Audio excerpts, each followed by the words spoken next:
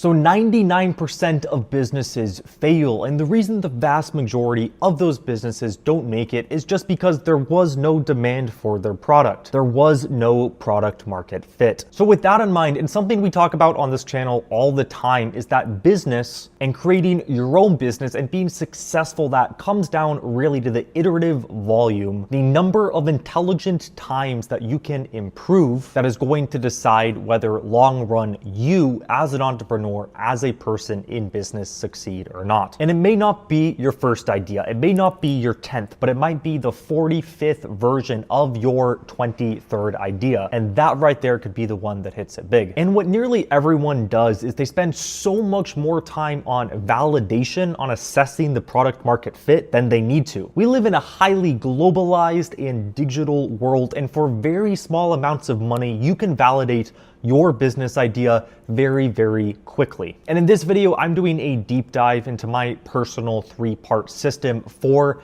validating ideas. So everything you've been watching in this video, so the B-roll, the music, etc., is all completely human-made. None of it is AI generated, and it came from one place, and that's the sponsor of today's video, Storyblocks. Now, Storyblocks is a 100% human-made stock media library. Every single asset on the platform was made by a professional filmmaker, artist, or musician, and they don't accept anything that was made or generated with AI, period. And that is millions of assets. So footage, music, sound effects, templates, images, etc., with new content added every single day. Now with one subscription, you get unlimited downloads, so you can just grab 10 clips, you can test them all in an edit and just feel out what works. And there's a plugin that puts the entire media library directly inside of Premiere and After Effects, so you never have to leave your timeline. Everything is pre-licensed for commercial use, and that includes channel whitelisting, so you never get copyrighted for using any of that media. And so Storyblocks on average says they save members about 3.5 hours a week, and that tracks. And every download supports a real working artist out there, and 150,000 creators and business owners like you already use Storyblocks as their destination for stock media. So to get access to the human-made stock media library for creators and business owners, head to storyblocks.com or this link on the screen or in the description, and you'll get 15% off any annual plan for a limited time. And that discount is only available through the link in the description. Again, that is Storyblocks, and now let's get back to the video. Now to make this video a fit for everyone who's watching this, I'm going to have 2 categories. One is you have an idea, you have some money to put into testing this, and still not a lot at all. We're talking $500, maybe $1,000 that you're willing to spend to assess the viability and demand for your idea. And on the other side, let's say you are flat broke, you're just starting out, you have $0 to put into this, but you still want to figure out if your idea is a good one. So unfortunately, it still is going to require maybe $10 or $20 for the whole system, but good news, you're fine if that is you. And so we have these 2 groups. The system, the 3 steps are exactly the same, but I'm going to give you slightly different versions for both of those groups. That said, this is how to validate your idea in 24 hours. Let's go. So the first point I want to make here is that the market's opinion matters above all. You can ignore what all investors say, what all your friends or family or partners say, compared to what the market says. If the market says it wants your product or service, you're going to have an awesome business. If everyone else, all your advisors, your investors, your friends say this is an awesome idea, and you deliver that idea to the market and the market doesn't want it, the market was right, not all those other people. So the way to speedrun validation is to get your idea out into the real world as quickly as possible. And the reason people don't do this really is all these beliefs and these impediments they apply to themselves about what they are supposed to do and how you go about a business. And again, the world we live in now isn't one where you have to spend 12 months prototyping, 6 months getting investors, 4 months getting team members on board, and then go talk to a customer. We live in a world where you can talk to a customer in the next 20 minutes for free or for a very low amount of money. And that is what this system comes down to. It comes down to taking your idea and getting it in front of the market, so to speak, in front of customers nearly immediately and for a very, very low cost. So that in mind, what this comes down to first is preparation. And so the remainder of the steps are more exciting, but what it starts with is who are you selling to, and then how are you communicating your product or service. So the way I think about this is in 4 parts, as in the whole funnel of a business. You have your product or service, you have your offer, which communicates your product or service, then you have a medium, so a way that you take that offer and you communicate it to a demographic, and the demographic is the 4th part. So we have a medium or a channel, we have a demographic, we have an offer, and a product or service. And I really want to stress, a product or service is not the same as an offer. There are vastly different ways to offer the same product or service. Case in point, off the top of my head, water. If I offer you water in a water bottle, that's one product or service. If I offer you water in a water park, that is a very different offer for the same quote unquote product, for the physical water itself. And so how you offer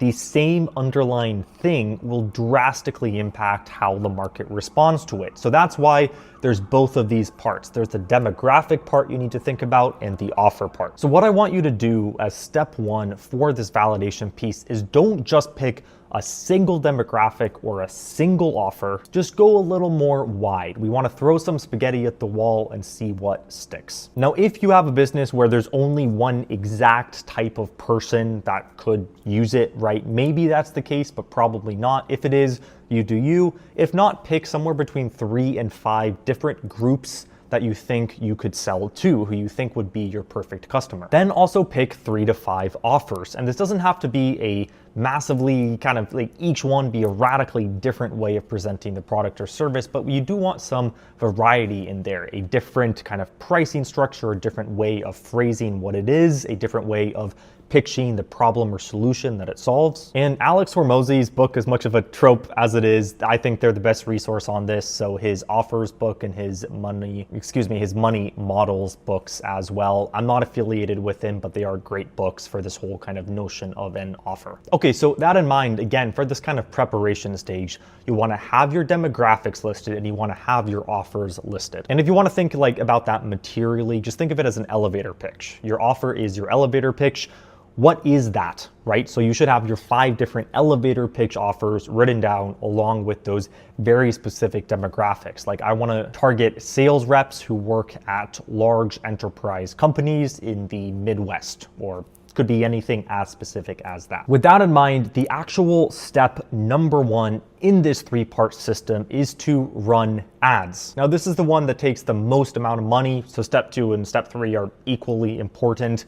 But when I say run ads, what I'm saying is run ads for your idea contingent upon the fact that the product or service doesn't actually exist. So yes, you heard me right. If you have an idea, you're going to run ads for that idea to try and sell something that doesn't currently exist. Well, is that scamming if you're selling something that doesn't actually exist? No, do not take any money. Do not actually sell the thing. But there's a few different ways to do this. Number 1 is create a landing page that says, hey guys, this is coming out in the future. Do you want to be involved for when it does come out? And then run ads to that page. Number 2, and honestly, I prefer number 2, and in my opinion, this one is better, run ads to a whole funnel. So like, let's say it's an actual, like an e-commerce product, some kind of new physical product. Create a simple website for it with a checkout button. And then you're running the ads to the website and just see how many people click checkout. After they click checkout, I don't care. Go to a page saying, hey, actually, you were part of a test. Do you want to subscribe for when this comes out in the future? Whatever it looks like, just see if they actually go through all the motions of actually buying it up to the point of them buying it. And that's the case of a product. The same thing applies for a service where your goal is to get people, say, on sales calls. Just set up the whole part of the ad funnel, and you can do this, I'll talk about this in a second, very quickly, very easily, and try and drive traffic into booking sales calls. And the reason that's so impactful is because if you get good traction from those tests, that correlates really strongly with people actually going through and actually buying, actually committing to the purchase. For example, if you set up that checkout funnel, for example, you run some ads to it, you have a $12 cost per lead, and the product costs $950, for example, well, if you can convert more than 3% of this hyper-targeted website traffic, you're gonna have a great business. Well, you just validated this in the market, despite the product or service not actually existing. Now, of course, there is no perfect rule here. It's not like if you hit some number, your business is going to be a great success when you actually launch the thing. But this is a data point from the actual market that we can use to judge whether we should continue down the path of actually developing the product or service. Now, the way to actually develop the ad side of this is really easy. Just go to Google Ads as my personal favorite, or the Meta Suite, so Facebook and Instagram. Then go to an AI design platform or a photo platform. There's some free ones out there. And just say, hey, this is my exact product. This is what it looks like. Here are the specs. Create Google ad or Meta ad images for it. Then you do a little work there, you get all of your creatives, you plug those in to say Google Ads, and then you can even just plug in a description on Google Ads of your product, and Google Ads will do all of the hard copy work for you.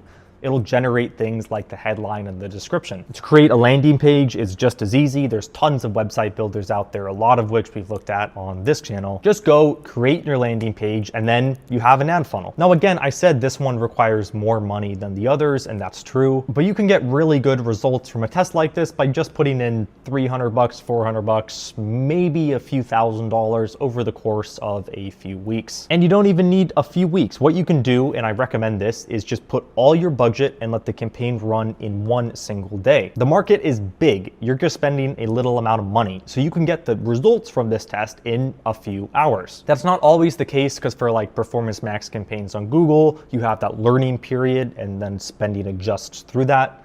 But for other campaigns, you can do that. So that is step number one, create ads for your idea. Actually test it in the marketplace. Number two is the same thing, except it is cheaper and it is much more efficient. And trust me, you will get feedback immediately if you do either one of these two things. And that step number two in the system is cold calling. Now, there's a whole spiel, there's a whole hour-long video we could make about this subject specifically, and a lot of people are scared of cold calling. But what cold calling does is it lets you get in front of your actual customers immediately for free and pitch them on your product. Like, think about that. Think about the fact that people so often don't ever talk to a customer before they build something, and what they could literally do in the span of 10 minutes is they could go cold call their customers, actually pitch them the product, and see what their response is. Again, your product or service doesn't have to be built out for you to do this, but you can judge their response in advance, adjust the pitch, adjust the product or service, and do all of that before you have to put the money or time into developing the thing. And you can do this one literally for free. So you already have your demographics and your pitches. So the next step is to get leads. Now, if you have a little bit of money, let's say you have $100 that you're willing to spend on leads, you can go to platforms like Apollo, you can pay $20, $50 a month, and you can get thousands of leads. Now, if you have literally no dollars, you can still sign up to a platform like Apollo, and you'll get some sample leads, like a few hundred just for creating the account. And now you have a few hundred leads, which is still a lot. It's not that much, and you definitely want more. And there are some kind of gray area ways of getting lots of leads that I won't go into. But basically, if you want to get leads and you're committed to it and you don't want to spend any money,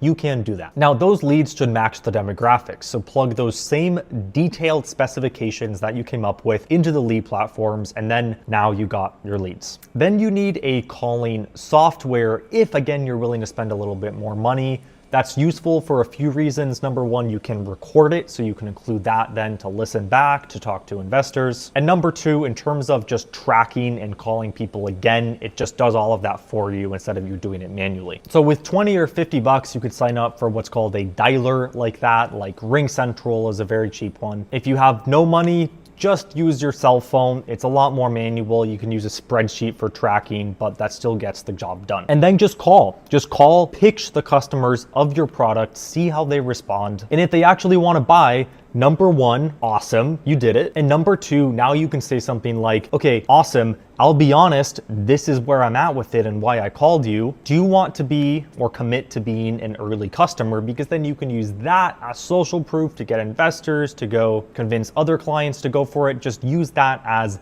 leverage, use it as momentum to drive you forward as you actually develop the real thing. Okay, now number 3 finally is along the same lines as cold calling, that is cold email. The advantage of cold email is that you don't have to sit there calling for the 4 hours that it takes, even if that's only 4 hours. You can just set up the infrastructure, you can write the scripts, and you can let it rip. Now the difference here as well though is that you will need more leads. We want 10,000, 50,000 leads instead of the maybe 1,000 or few thousand leads we would want for cold calling. Now we've gone over that in a bunch of other videos, so the whole cold email setup and infrastructure, and there's great resources out there on YouTube on that front. What I'll say is you just want to make sure you clearly delineate your tests and you do very clear offer tests. So like we discussed, different demographics, different offers, different subject lines, different sequences. Throw that spaghetti at the wall, see what sticks, and then once it sticks, don't just double or triple down. 10x down, I don't know what the word is for that, 50x down, go all in on that. And now you know that is what is validated. And then you go build the product or service, and then you just rinse and repeat the same exact marketing strategy. And so the whole goal of this system is that after you have validated your idea, by the time you go and build your product or service, not only do you know the demand is there, do you know that you validated it in a sense, but you have an exact marketing channel and a way to go get future clients. If that one of those things, those cold calling, ads, or cold email worked initially, just scale that up. Just linearly scale the inputs, the amount of people calling, the amount of emails you spend, or the budget on paid ads. So that was the video and the system. I hope you find this one useful. That's definitely something I've really found genuinely personally useful in my life. And that said, I'll see you all in the next one. Cheers.